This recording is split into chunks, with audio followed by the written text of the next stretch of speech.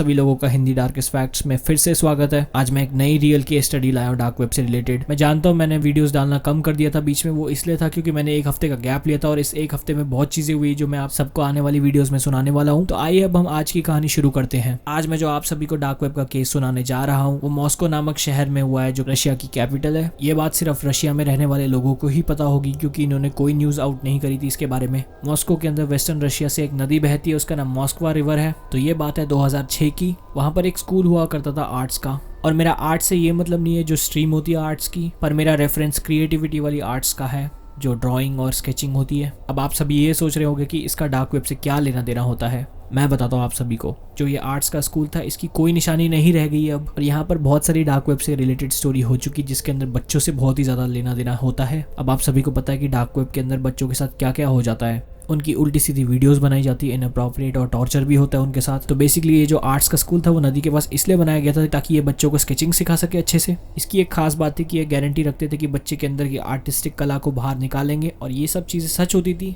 तो ये जो केस है वो 2006 का है, तो इसके अंदर 2006 के बैच के बारे में हम बात करेंगे। इसके अंदर 140 बच्चे थे और इन सब बच्चों को क्रिएटिविटी के साथ स्काउट्स की ट्रेनिंग भी दी जाती थी और सर्वाइवल स्ट्रेटजी बताते थे। तो इस बैच के अंदर बहुत सारे ग्रुप्स होते थे डिफरेंटली। तो जो स्कूल वाले थे वो 20 ग्रुप्स फॉर्म कर देते थे, 7-7 बच्चों के ईच। तो इसमें बच्चे सिर्फ बीच में एक बार घर जाया करते थे एक साल के अंदर, क्योंकि एक ही साल का कोर्स था ये, और बच्चों को टीचर्स के साथ बहुत ही ज़्यादा इंटरैक्टिव एक्टिविटीज़ करने का मौका मिलता था जिससे बच्चे खुद ही एंटरटेन होते थे और एंजॉय करते थे। तो बच्चों ने अपना सारा सामान पैक कर दिया था। तो जो एक ग्रुप था उसके अंदर 7 बच्चे थे जिसमें 3 लड़कियां थी और 4 लड़के थे। इन सभी को मोबाइल फोन्स और इलेक्ट्रॉनिक आइटम्स थे जो उस टाइम पे बहुत ही ज़्यादा नए थे, प्लस इंटरनेट का एक्सेस, सब कुछ अलाउड था, लेकिन सिर्फ स्काउट की ट्रेनिंग के बाद। पूरे बैच के अंदर एक लड़का था बहुत ज़्यादा अमीर जो उन्हीं ग्रुप का था जिसके अंदर 4 लड़की और 3 लड़कियां थी। तो उसको उसके माँ बाप ने सेंचुरी लिंक, एक कंपनी थी रशिया के अंदर इंटरनेट की, तब के टाइम बहुत ज़्यादा फेमस थी, उसका एक यूएसबी राउटर दिया था क्योंकि उसके जो फादर थे वो सेंचुरी लिंक्स के अंदर जनरल मैनेजर का काम करते थे। तब उन्होंने लॉन्चिंग करी थी सेंचुरी लिंक्स की रशिया के अंदर। तो उसने उसे अपने लैपटॉप से कनेक्ट कर दिया था जिससे उसका लैपटॉप पूरी तरह से इंटरनेट पे एक्सेस कर चुका था। इस स्कूल की एक और बात थी कि आप अपने ग्रुप मेंबर्स को चुन सकते हो।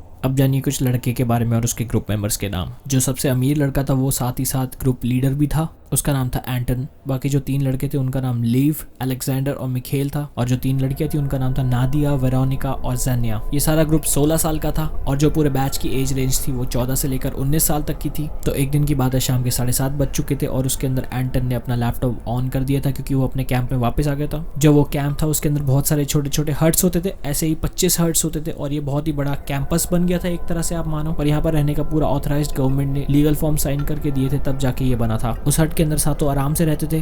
तो अलेक्जेंडर ने बताया कि उसके पास कंप्यूटर है घर पे, तो उसे बहुत सारी ऐसी वेबसाइट्स पता है जिसका आप एक्सेस करने का कभी सोच भी नहीं सकते। तो उसके पास एक नोटपैड था, उसके अंदर बहुत सारे लिंक्स थे ऐसे जो उसने लिख रखे थे, और उसने एंटन को बोला था कि इस वेबसाइट्स के लिंक्स को एक्सेस करने के लिए एक स्पेशल ब्राउजर की जरूरत पड़ेगी, उसका नाम टॉर ब्राउजर है। और उसने एंटन को गाइड किया कि टॉर ब्राउजर को डाउनलोड कैसे करना है, किस वेबसाइट से, कहाँ से। जिस टाइम पे वो एंटन को ये सब चीजें गाइड कर रहा था, एक्सप्लेन कर रहा था कि कैसे डाउनलोड करते हैं, उस टाइम पे वेरोनिका उसके नोटपैड्स पढ़ रही थी। उसके अंदर उसने सब टॉपिक नोट कर रखे थे डार्क वेब के लिंक्स के साथ। उसके अंदर बहुत सारे इनअप्रोप्रिएट चीजें लिखी हुई थी जो वेरोनिका को बिल्कुल पसंद नहीं आई, और उसका आइडिया उसे बहुत ज्यादा बुरा लगा और उसके इंटेंशंस भी। उसने डिसाइड किया कि अपने ग्रुप में जो लड़कियां हैं उन सबको ये बातें शेयर करके बता दे। वेरोनिका ने सोचा था कि इस चीज को सुन के वो सारी लड़कियां गुस्सा हो जाएगी और उसके साथ चल के टीचर को कंप्लेन कर देगी अलेक्जेंडर की, पर इसकी जगह उल्टा हुआ और नादिया और ज़ेनिया ने सीधा मना कर दिया टीचर के पास जाने से, और वो ज्यादा क्यूरियस हो गई थी इस चीज का पता लगाने के लिए कि इन सब चीजों के अंदर क्या रहस्य है। पहले तो कुछ वेबसाइट्स के अंदर वो गए, उसके अंदर उन्हें कुछ खास नहीं मिला, कुछ लिंक्स का लोड होना फेल हो गया था, उसमें लिखा था कि ये जो वेबसाइट है वो FBI के तहत बंद हो चुकी है। उसके बाद वो एक वेबसाइट के अंदर है, उसका नाम था बॉन एपेटिट।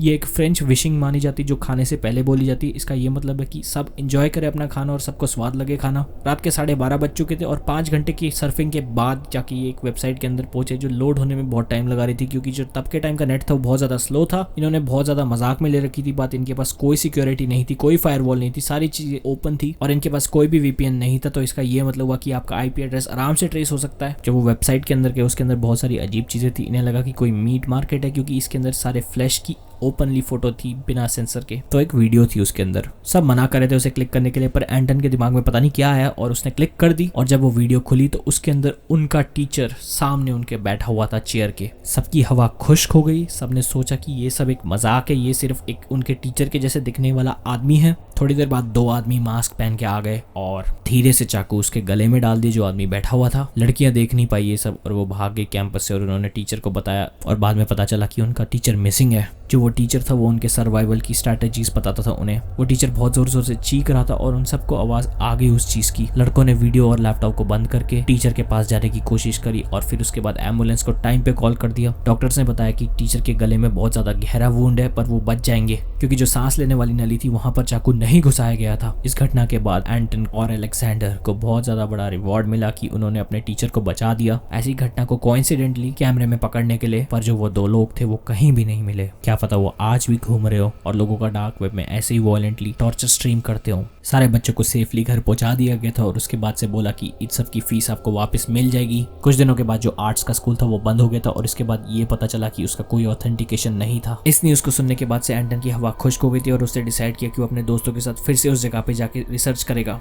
जब वो वहां पर गए तो वहां पर कुछ भी नहीं था, ना कोई बिल्डिंग थी ना कुछ। वहां पर सिर्फ एक पहाड़ी इलाका था जहां पर एक नदी बह रही थी। नदी के पास दो लोग थे पर उनकी सिर्फ पीठ ही दिख रही थी। अलेक्जेंडर थोड़ा सा घबरा गया था क्योंकि उसे याद था कि वही दो लोग उस स्क्रीन के अंदर काट रहे थे, तो क्या पता ये वही दो लोग हों। वो सारे उस चीज को सोचकर वापस भाग गए। जब एंटन घर पे पहुंचा तो उसने देखा कि उसके पापा न्यूज पढ़ रहे थे। उसके अंदर लिखा था कि 2 साइकोपैथ भाग गए थे और वो 2 लोग लास्ट मॉस्कवा नदी की तरफ भागते हुए दिखे थे। क्या पता ये वही साइकोपैथ हों जिन्होंने डार्क वेब में लाइव स्ट्रीम करते हुए टॉर्चर दिखाया है लोगों को। आई होप आप सभी को ये वीडियो पसंद आई हो। अगर पसंद आ गई हो तो प्लीज लाइक और सब्सक्राइब करना ना भूलें। लास्ट क्वेश्चन का विनर आज आपकी स्क्रीन पे ये रहा। आज मैं कोई क्वेश्चन नहीं दे रहा क्योंकि मैं एक नई चीज दे रहा हूँ, वो है डिस्कॉर्ड का सर्वर। प्लीज आप ज्वाइन कर लीजिए और इसके अंदर हम डिस्कस करेंगे डार्क वेब के बारे में कुछ फैक्ट्स।